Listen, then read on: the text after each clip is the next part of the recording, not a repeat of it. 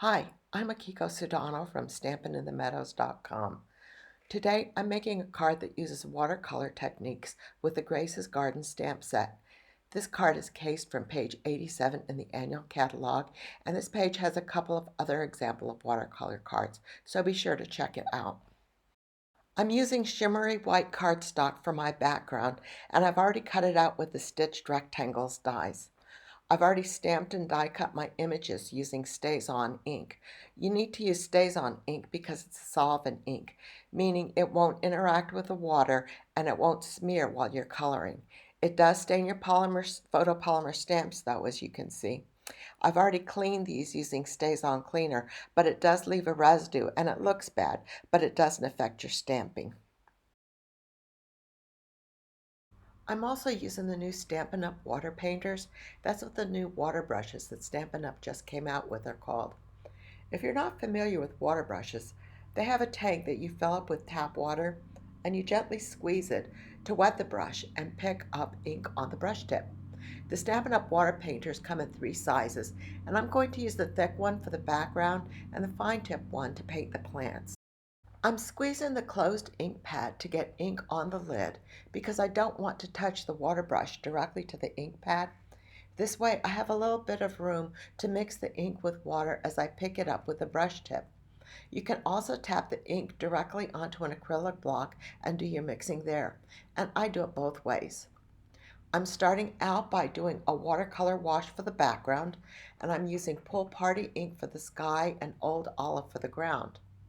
First, I want to wet the paper so that the ink will flow more easily and the color will bleed out into any areas that are wet and give you a nice blended watercolor look. My brush tip is a little dry, so I'm squeezing the handle to add a little bit more water, and I'll continue brushing the water onto the paper.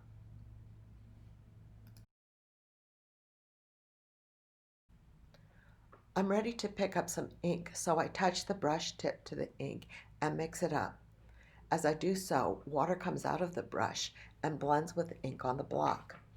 I swirl the brush so that I slowly mix the ink with the water to get the shade that I want.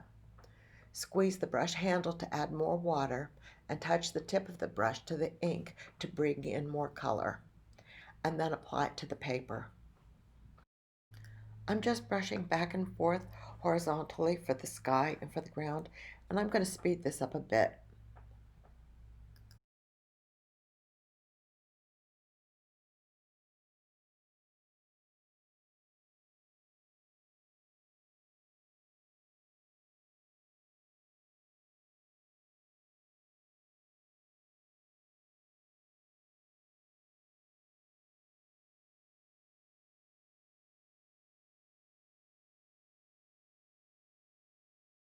I need more color, so I'm going to use the ink from the ink pad lid.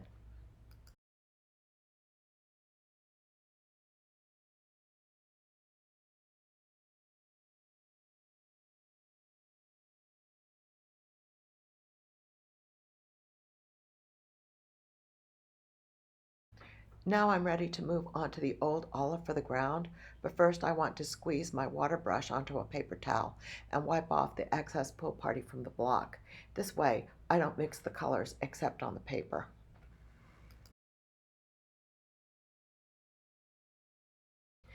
Because there's so much water as I do the color wash, the paper curls and warps. To fix this, after it's dried, I place the painted paper in a folded sheet of printer paper and I iron it. I've also left it under heavy books for a couple of days in order to flatten. This way, I have a nice and flat sheet before I start my project.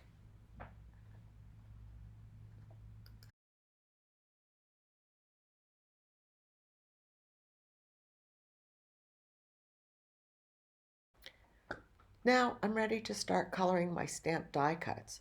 Remember that I stamped these with StazOn ink so that it wouldn't run as it got wet. First, I'm going to color the gate with the Cinnamon Cider ink and add a touch of Granny Apple Green for the grass on the bottom of the posts. Notice too that I've switched to the fine tip water painter. I'm going to speed up the coloring again.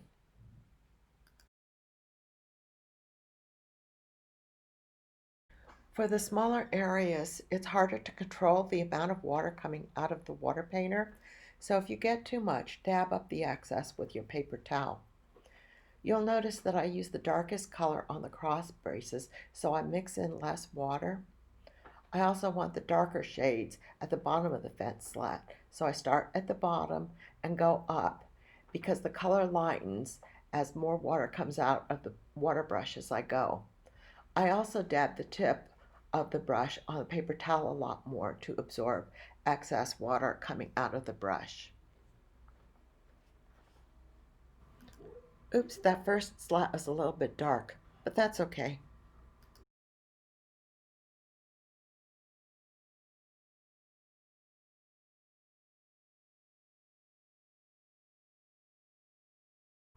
I'm done with the cinnamon cider, so I'm cleaning off the brush tip and I'm pulling out the granny apple green ink for the grass at the bottom of the fence posts.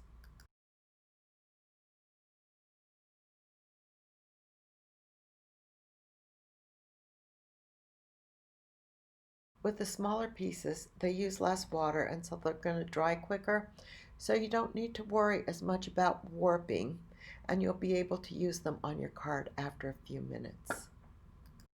I'm also using granny apple green on the floral pieces, so I'm starting those now. I'm coloring the leaves and grasses in granny apple green.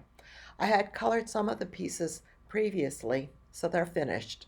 Again, I use my paper towel extensively to dab off excess water since the areas of painting are so small and I just need tiny amounts of color.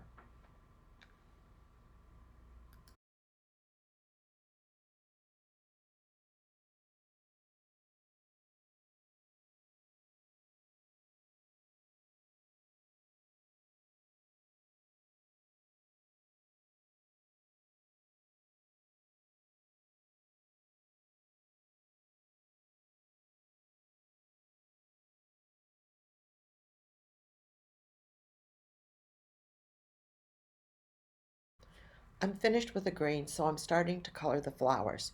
The first set of flowers is going to be using Terracotta Tile ink, and I'm using just a small amount of water to keep the color intense.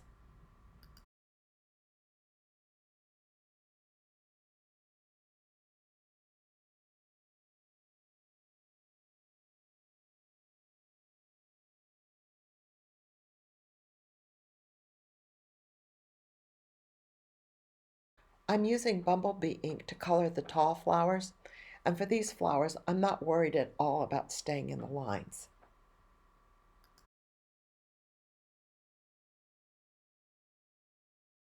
And for this last set of flowers, I'm using Highland Heather ink. These flowers are slightly larger, so I'm coloring them each individually. This results in a lot of shade variation that looks really natural and pretty.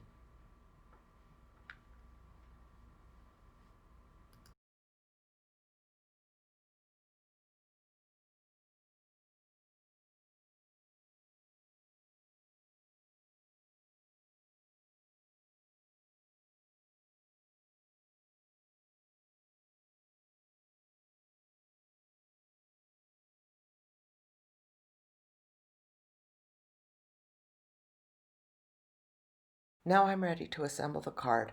I'm pulling out a background that I watercolored and ironed yesterday to use as my base because the one that I just did is still curled. I'm using the new Stampin' Seal to adhere the gate and tall flowers to the card so that they lie flat.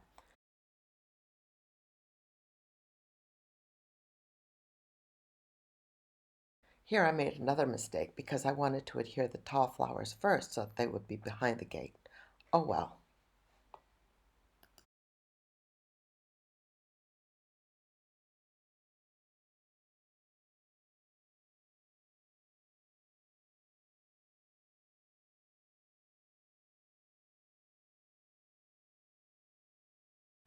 It still looks pretty.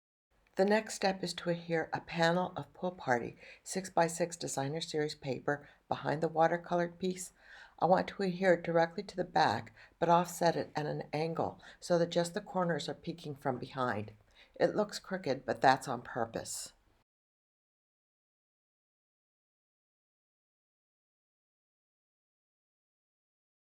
Another way that I've changed my card from the catalog is that I decided to have an embossed background on my card base.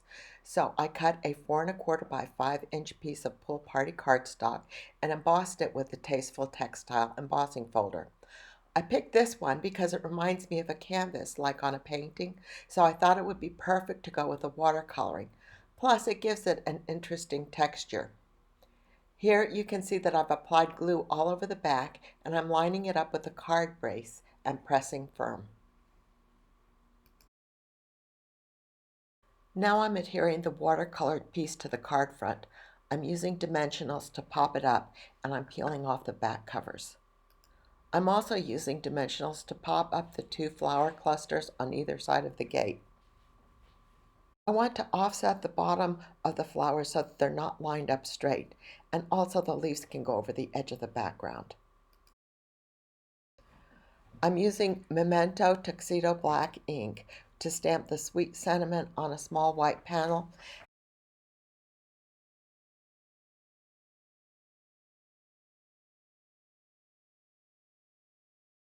And I'm cutting a fishtail banner on the bottom, and I'm adhering it directly to the background with Stampin' Seal.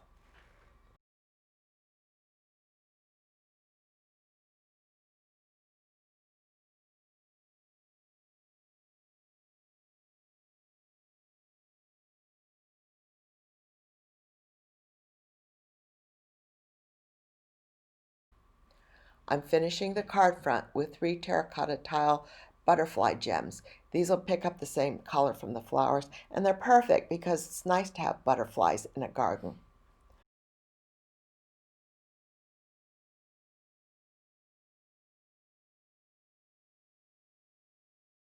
I saved the last 2 flower clusters for the inside of the card, and I'm adhering them to the bottom of a whisper white panel, and then I'll adhere that to the inside of the card.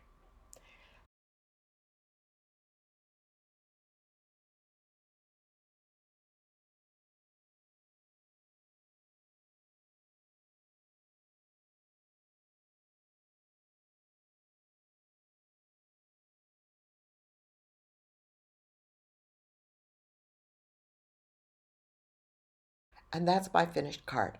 I have a link to my blog post in the description where you can find all the sizes of cardstock and links to the products I used.